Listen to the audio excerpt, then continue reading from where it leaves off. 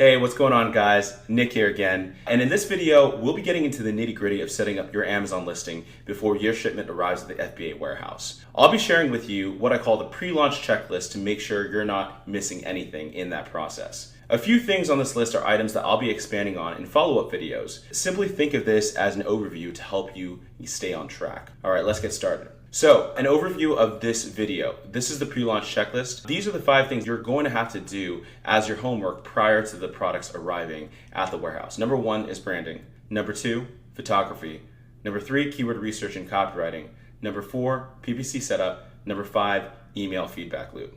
So let's start with number 1. So here's a question that often gets asked. Does branding matter? In my experience from launching over 150 SKUs, the answer is yeah. A little, but not as much as you think. What I found is that customers care most about price and perceived quality of the product purchased. Over the long term, a brand matters in the sense that when a customer searches an item and your brand is familiar, they'll associate their experience with making the purchase. It's also useful when gathering emails for remarketing purposes. However, I'm of the opinion that investing a ton of money into packaging design shouldn't be a priority when first getting started. Here's the reason. It's important to launch a product quickly and get feedback as to whether it'll be a success or not. If you invest a ton of money into your packaging design up front and your product is a dud, that's money wasted. So, if your product does succeed in the sense that it justifies a second order, then that's when I'd by all means invest in good packaging design. One which incorporates product and lifestyle images for what we call retail-friendly packaging. Now, retail-friendly packaging is what you'll need if, let's say,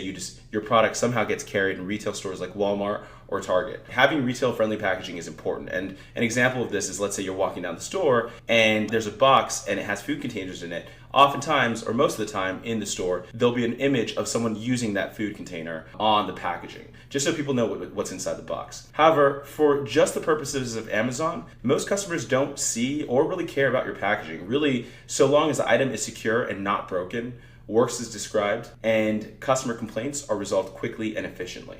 Really, probably the most important thing to consider about packaging when you're first getting started is making it only different enough just to defend against hijackers.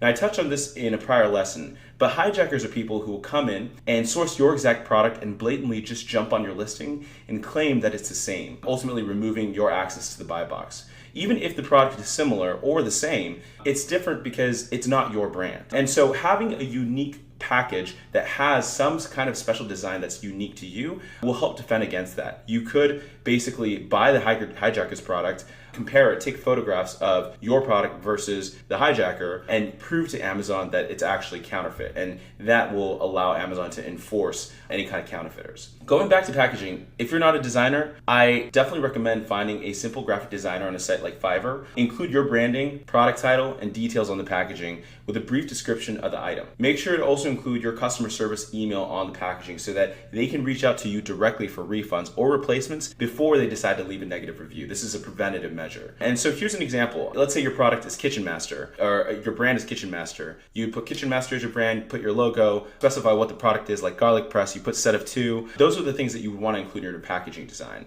Again, retail-friendly packaging is optional, customer service email, and then what you want to include also is making sure that you have the Made in China set above your UPC code.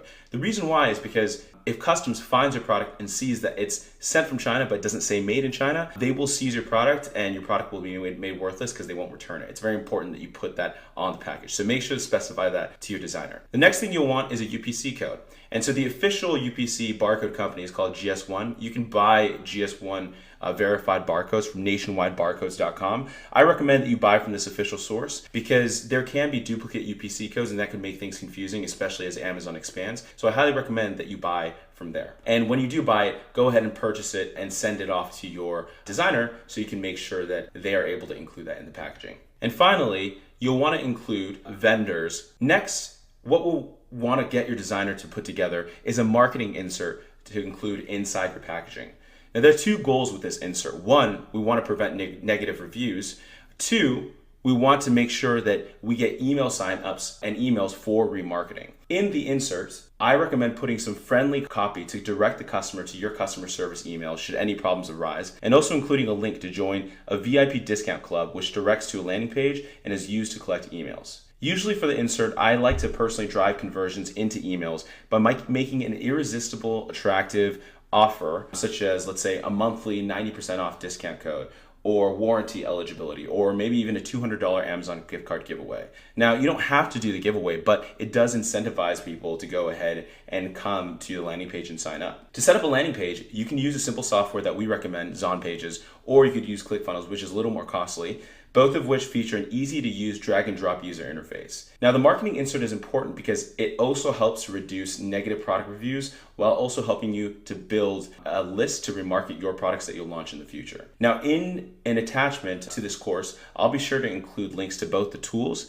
and a simple template that your designer can use as a guide to build the marketing insert. Next, you'll want to start finding a photographer to work with. Now, I'll definitely touch on this more in another video on how to work with a photographer to generate pictures that generate sales. For now, I highly recommend finding a student at a local design school with photography skills to get great photos at a cheap rate.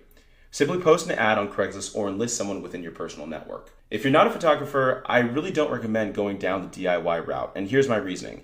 I think your time is better spent building the core of your business than learning how to take better photos on your own. Also, if you have access to a student or freelance photographer, they'll have access to a studio with all the proper lighting and equipment that you'll need to take incredible photos, as opposed to buying that stuff yourself and learning how to use them. There are, of course, professional photographers out there who work specifically with Amazon sellers, but I've found in my experience that they're really expensive. And what I don't like is that they charge per photo. When you work with a standalone photographer or student on a freelance basis, you really get more for your money because you can take unlimited photos per hour.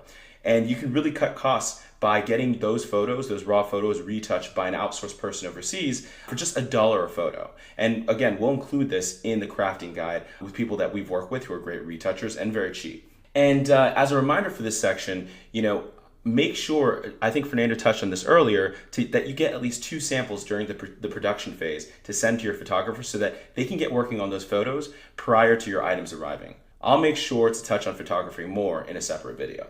The next thing you'll want to do is you want to get your keyword research and copywriting done.